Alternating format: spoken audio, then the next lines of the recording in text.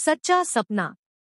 शुरू से ही बहुत शांत गुमसुम सी रहने वाली सौम्या ज्यादा किसी से बात नहीं कर पाती थी।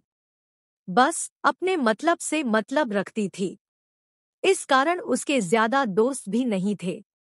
बस माँ बाबा और एक छोटा भाई, यही उसकी दुनिया थी। उसकी कुछ ज्यादा ख्वाहिशें भी नहीं थी जिनको पूरा करने की जद्दोजहद उसने कभी की हो। एक शांत सादा जीवन जीने वाली सौम्या को आभास भी नहीं था कि उसके जीवन में तूफान बाहें फैला रहा था, जिसकी सूचना एक सपने ने दी। अगस्त का महीना था। माँ बाजार गई थी। भाई कॉलोनी में खेलने गया था। घर के छोटे मोटे कामों से फ्री होकर थोड़ी देर बैठ गई। पता ही नहीं चला कब उसकी आंख लग गई।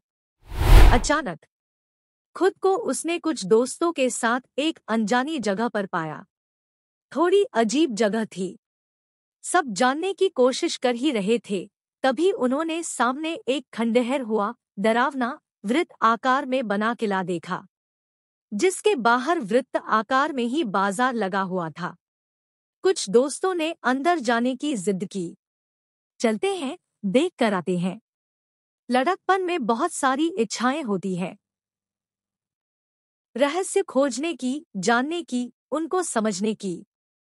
पहले तो उसने मना किया, लेकिन फिर दोस्तों के जोर देने पर वह भी साथ में चली गई। किले के कुछ नियम थे, जिनमें सबसे अहम नियम 7 बजे तक किसी भी हालत में सभी को किले से बाहर आ जाना था, वरना उसका बाहर आना नामुमकिन था।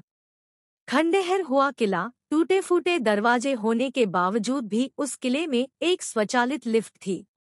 ये बहुत ही हैरान करने वाली बात थी। सब किले की छतों पर घूमने लगे। सारी छतें एक दूसरे से जुड़ी हुई थी। यह सब बहुत ही रोमांचक था। घूमते फिरते समय का पता ही नहीं चला कब शाम के 7 बज गए। किले का मुख्य द्वार उनके पहुंचने से पहले ही बंद हो गया। अरे, किसी ने समय का ध्यान नहीं रखा। अब हम क्या करेंगे? सुना है, जो इस किले में बंद हो जाता है वह बच नहीं पाता। सब आपस में बोलने लगे। तभी समीर बोला, अरे यह सब फालतू की बातें हैं, सिर्फ डराने के लिए, ऐसा कुछ नहीं होता। सभी साथ में रहना, रात होने से पहले कोई दूसरा रास्ता ढूंढते हैं। सब एक साथ एक दिशा की ओर चलने लगे। सभी बहुत बुरी तरह से डरे हुए थे। छतों पर चढ़कर देखने लगे, शायद कोई रास्ता दिखे।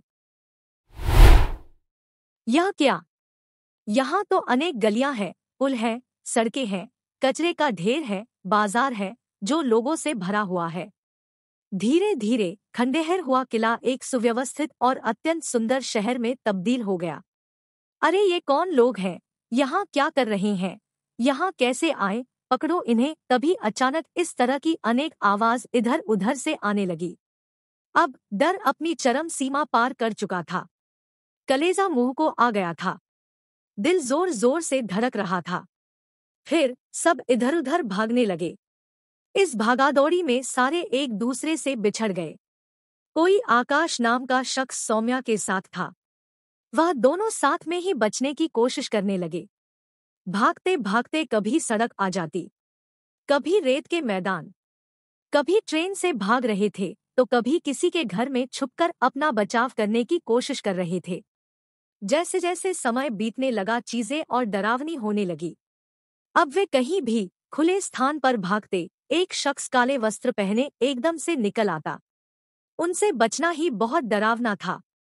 भागते भागते उन्हें पता चला कि वहां एक छत थी, जो बाकी सारी छतों से थोड़ी दूरी पर थी, जहां पहुंचने के लिए एक नुकीली छड़ियों वाले दरवाजे के ऊपर चढ़कर जाना था।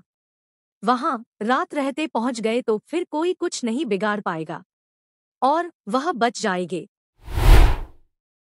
सौम्या ने सोचा, मरना तो है ही, तो क्यों ना कोशिश करके अंजाम को झेला जाए।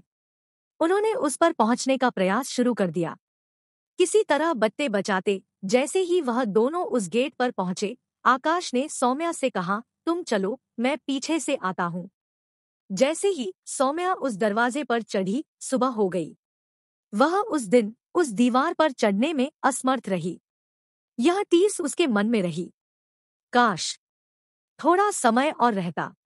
काश थोड़ी और कोशिश करनी चाहिए थी। शाम को सब दोस्त मिलकर बातें करने लगे। सब कुछ कितना डरावना था। दोबारा जाने की, सोचने की भी हिम्मत नहीं थी। मगर सौम्या के अंदर एक तूफान चल रहा था। ऐसे कैसे? मैं नहीं कर पाई। तभी अचानक वह बोली, मैं दोबारा जाऊंगी। मैं ऐसे हारी हुई जिंदगी नहीं जी पाऊंगी। मुझे उस किले के रहस्य को जानना ही है। न जाने क्यों एक जुनून था उसे, जैसे कोई उसे खींच रहा हो। पागल हो गई हो क्या? दिनेश ने कहा। मुझे ऐसा महसूस हो रहा है मानो मैं अंदर कुछ छोड़ आई हूँ, जैसे मेरा कुछ रह गया है। पता नहीं क्या, मैं एक बार फिर से वहां जाऊंगी। इस बार सौम्या आत्मविश्वास से भरी हुई थी। अगले दिन सौम्या उस किले में जाती है। इस बार वह खुद की मर्जी से जाती है। दिन में सब कुछ सामान्य था। सौम्या एक स्थान पर बैठकर शाम होने का इंतजार करने लगी। उसे महसूस हुआ कि रात में वह खंडहर नुमा किला एक शहर में तब्दील हो जाता था। सब कुछ बदल जाता था, सिवाय उस लिफ्ट के जो खंडहर में भी वहीं पर है, जहां रात को तब्दील हुए शहर में होती थी। शाम के 7 बज गए और खंडहर का दरवाजा स्वतः ही बंद हो गया। क्योंकि सौम्या को एक रात बिताने का अनुभव था, इसलिए इस बार उसने बचने के तरीके जल्द ही ढूंढ लिए और एक सुरक्षित स्थान पर थोड़ी देर छुपकर बैठने का फैसला लिया। फिर मौका देखकर वह उस छत की ओर बढ़ ही रही थी।